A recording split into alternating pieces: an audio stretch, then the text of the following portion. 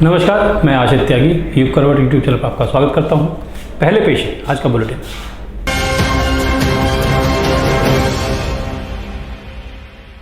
मुख्यमंत्री योगी आदित्यनाथ ने घोटाला करने की सोच रखने वालों पर बड़ा हमला बोला है। उन्होंने कहा कि अगर कोई घोटाला करेगा तो जेल उसका इंतजार कर रही है। मुख्यमंत्री ने कहा कि पिछली सरकारों में गरीब योग्य भी नौकरी नहीं ले पाता था। पहले गरीब को राशन नहीं मिलता था। गरीब का राशन सत्ताधारी दलों से जुड़े हुए लोग हड़प जाते थे। खाद्यान्न घोटाला होता था। आज घोटाला कोई करेगा नहीं। सबको मालूम है जो घोटाला करेगा जेल उसका इंतजार कर रहा है।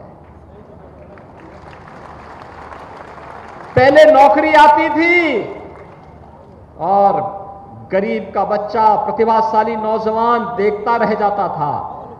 सत्ता में बैठे हुए लोग नौजवान की नौकरी पे डकैती डालने का काम करते थे। आज किसी नौकरी में कोई सेंध नहीं लगा सकता है, और लगाएगा तो इससे पहले लगाएगा, उससे पहले जेल उसके दरवाजे खोल करके जेल के अंदर ठूंसने का कार्य पुलिस उसको कर देगी।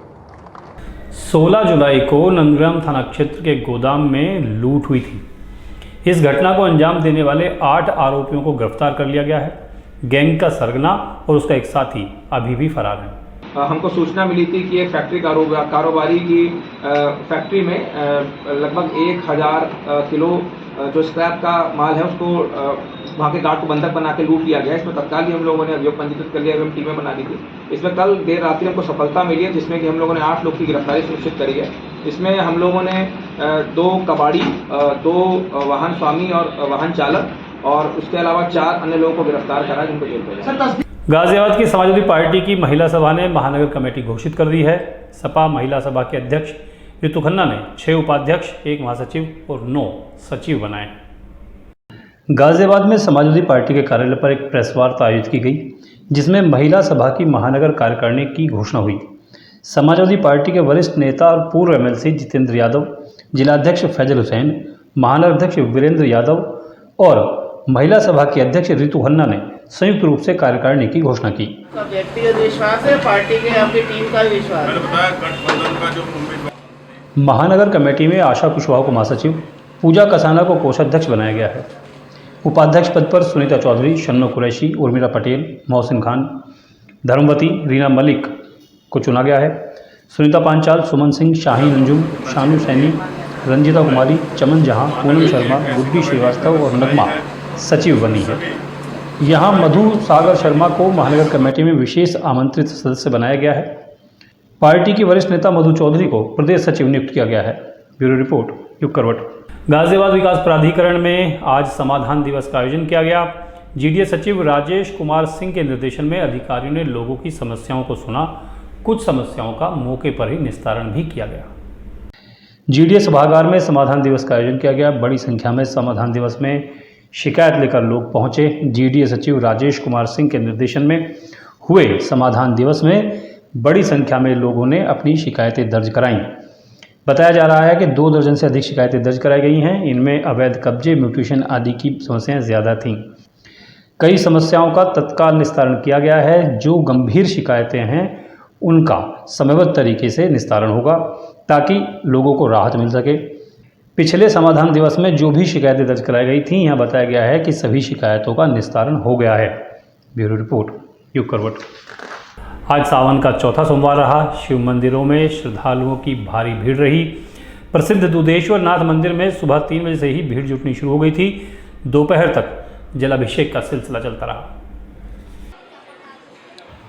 आज सावन का चौथा सोमवार रहा। गाजियाबाद के सभी शिव मंदिरों में शिव भक्तों की लंबी लाइनें देखी गईं।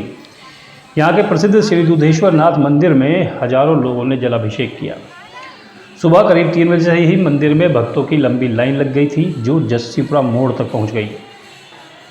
भगवान भोले का पंचामृत से स्नान कराकर अभिषेक किया गया और विशेष श्रृंगार आरती के बाद मंदिर के कपाट भक्तों के लिए खोल दिए गए। गर्मी और धूप के बाद भी श्रद्धालुओं का जोश और उत्साह देखते ही बनता था। भक्तों की भारी भीड़ को देखते हुए मंदिर प्रशासन और पुलिस ने भी सुरक्षा के कड़े इंतजाम कर रखे थे। ब्यूरो रिपोर्ट, युग करवट। गाजियाबाद में सांसद और केंद्रीय मंत्री वीके सिंह ने बाढ़ प्रभावित इलाकों का दौरा किया। अब ज़्यादातर लोग अपने घरों को लौट चुके हैं। केंद्रीय मंत्री ने पीड़ित परिवारों को राशन और खाने पीने का सामान दिया।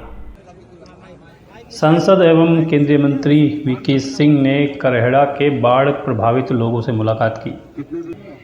इस दौरान उन्होंने बाढ़ पीड़ितों की समस्याओं को सुना और आश्वस्त किया कि हर परिस्थिति में वो उनके साथ खड़े हैं।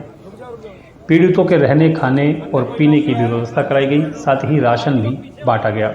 राहत कैंप में जो लोग रह रहे हैं उनके लिए भी सामग्री भिजवाई गई है। पीड़ितों ने उनका आभार व्यक्त किया है। केंद्रीय मंत्री ने संबंधित अधिकारियों को निर्देश दिए हैं कि इस क्षेत्र के किसी भी व्यक्ति को कोई समस्या नहीं होनी चाहिए। अगर कोई समस्या सामने आती है तो उसका तत्काल निस्तारण किया जाए। ब्यूरो रिपोर्ट, युग करवट। केंद्र सरकार की 9 वर्ष की उपलब्धि और राजनाथ सिंह द्वारा लखनऊ में कराए गए कार्यों को एक लघु फिल्म का रूप दिया गया है। लखनऊ में हुए कार्यक्रम में डिप्टी सीएम ब्रजेश पाठक ने इसका विमोचन किया।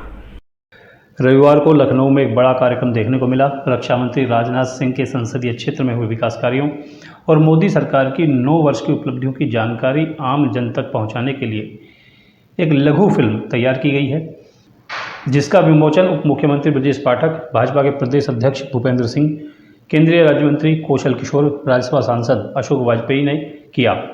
इस अवसर पर ब्रजेश पाठक ने कहा कि मोदी सरकार के 9 वर्ष सेवा, सुशासन और गरीब कल्याण के लिए पहचाने जाते हैं। पूरी दुनिया प्रधानमंत्री नरेंद्र मोदी के नेतृत्व का लोहा मान चुकी है। उन्होंने कहा कि राजनाथ सिंह पूर्व प्रधानमंत्री अटल बिहारी वाजपेयी के सपनों को साकार करने में लगे हुए हैं। इस कार्यक्रम का आयोजन नीरज सिंह ने किया था। नीरज सिंह ने कहा कि लखनऊ विकास के मामले में बहुत आगे बढ़ गया है। पहले यहाँ यातायात की बहुत समस्या रहती थी, उसके लिए कई फ्लाईओवर बनाए गए हैं। लखनऊ रेलवे स्टेशन को आधुनिक बनाया जा रहा है। एयरपोर्ट का विस्तार किया गया है। ब्यूरो रिपोर्ट, युग करवट। ये था आज का बुलेटिन। अब खबरों का पोस्टमार्टम।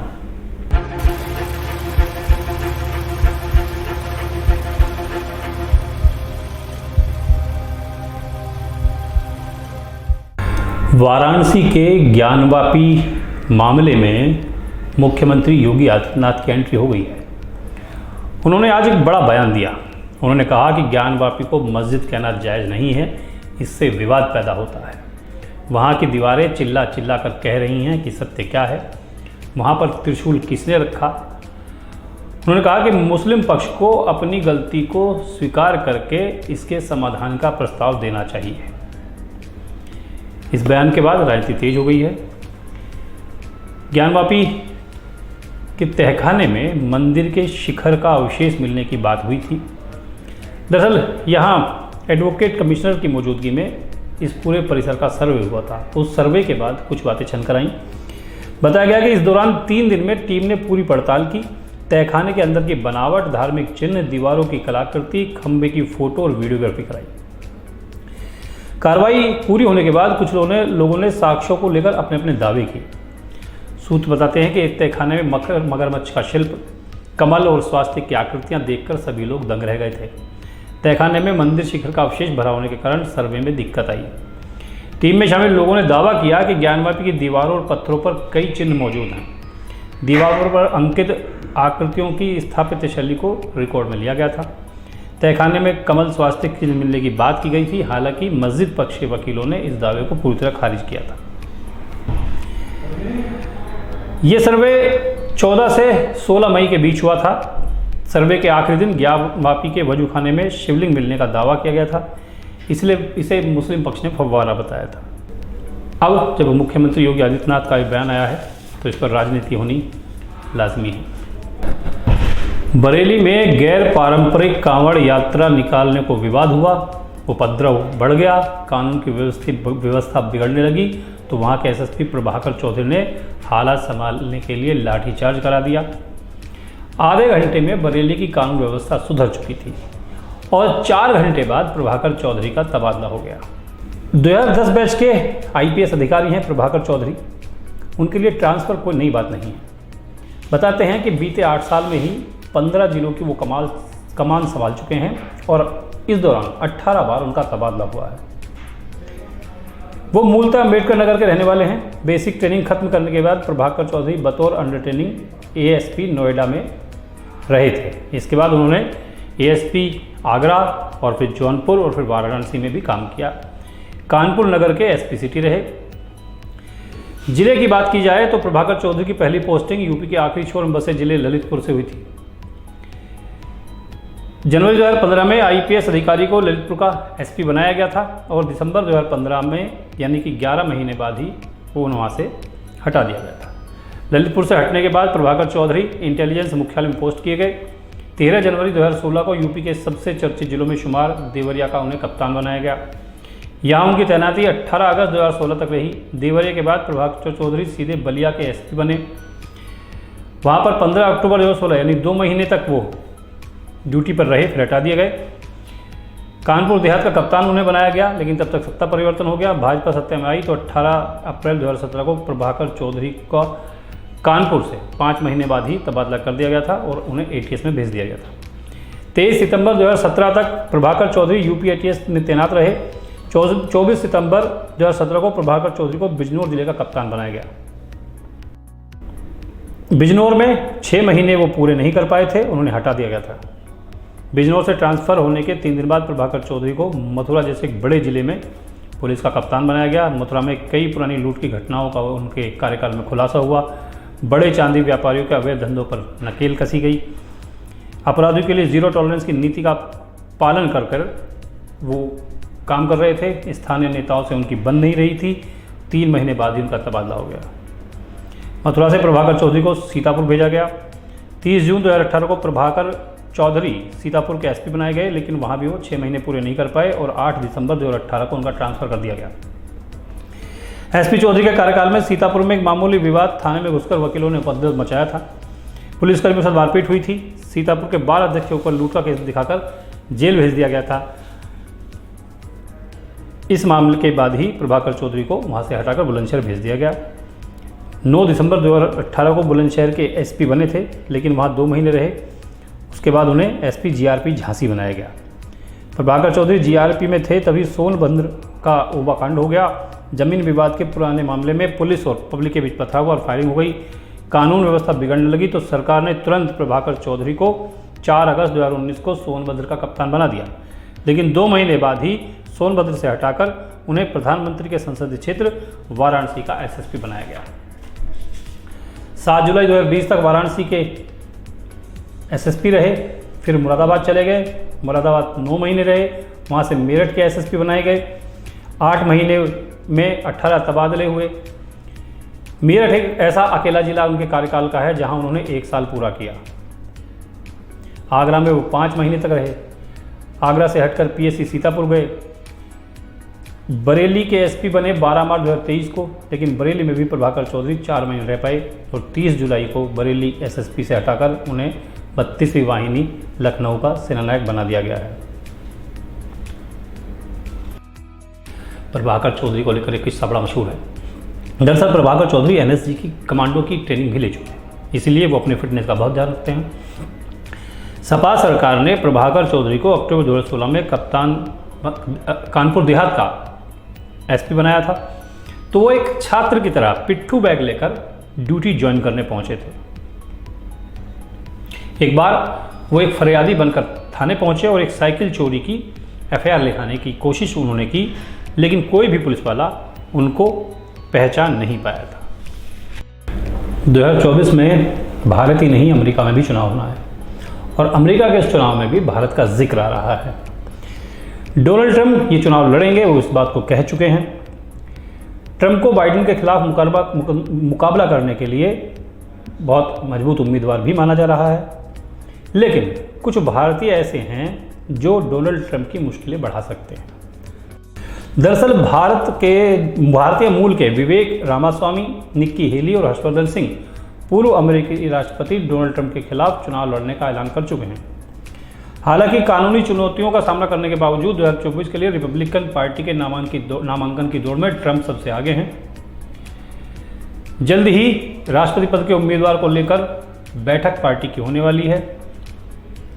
इस बैठक में 3 ऐसे नाम हैं जो भारतीय हैं और जो उम्मीदवार को लेकर ट्रंप को टक्कर दे रहे हैं।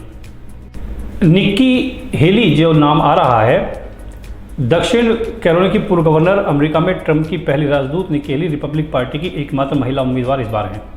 निक्की भारतीय प्रवासियों की 51 वर्षीय बेटी मानी जाती है, ये भी कहा जाता है कि उन्होंने कभी चुनाव आज तक हारा नहीं है। उन्होंने ट्रंप प्रशासन में अपने काम से खूब नाम कमाया था। ट्रंप प्रशासन में काम करने के बावजूद निक्की ने ही ट्रंप का विरोध किया था। उन्होंने पिछले चुनाव में मतदाता धोखाधड़ी के ट्रंप के आरोप को खारिज किया था और उनके चुनाव अभियान की आलोचना की थी। टेक बिजनेसमैन हैं विवेक रामास्वामी। फरवरी में अमेरिकी रिपब्लिकन राष्ट्रपति पद के नामांकन प्रतियोगिता में प्रवेश किया था उन्होंने। उनके फॉलो बढ़ने से अब वो नंबर 3 पर आ गए हैं। पूर्व राष्ट्रपति डोनाल्ड ट्रंप और फ्लोरिडा के गवर्नर रॉन डिस्टेंसिस के बाद उन्हीं की चर्चा हो रही है। हर्षवर्धन सिंह पेशे से इंजीनियर हैं। वो भी अमेरिकी राष्ट्रपति के चुनाव में रिपब्लिकन पार्टी के प्रत्याशी के तौर पर चल रहे हैं। ट्विटर पर पोस्ट किए गए एक वीडियो संदेश में 38 वर्षीय हर्षवर्धन ने कहा था कि अमेरिका फर्स्ट रूढ़िवादी है और हम हमेशा अमेरिका के लिए हम जिएंगे।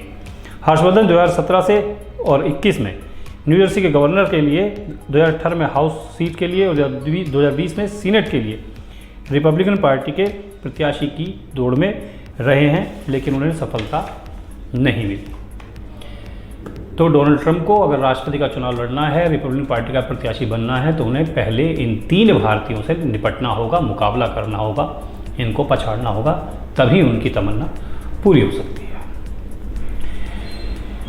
गाजियाबाद और उसके आसपास की तमाम खबरों को देखने के लिए देखते रहिए युग करवट यूट्यूब चैनल। विस्तृत रूप से खबरों को जानने के लिए पढ़िए युग करवट समाचार पत्र। युग करवट यूट्यूब चैनल को सब्सक्राइब करें, वीडियो को लाइक करें, अपने दोस्तों के साथ शेयर करें और कमेंट जरूर करें। नमस्कार।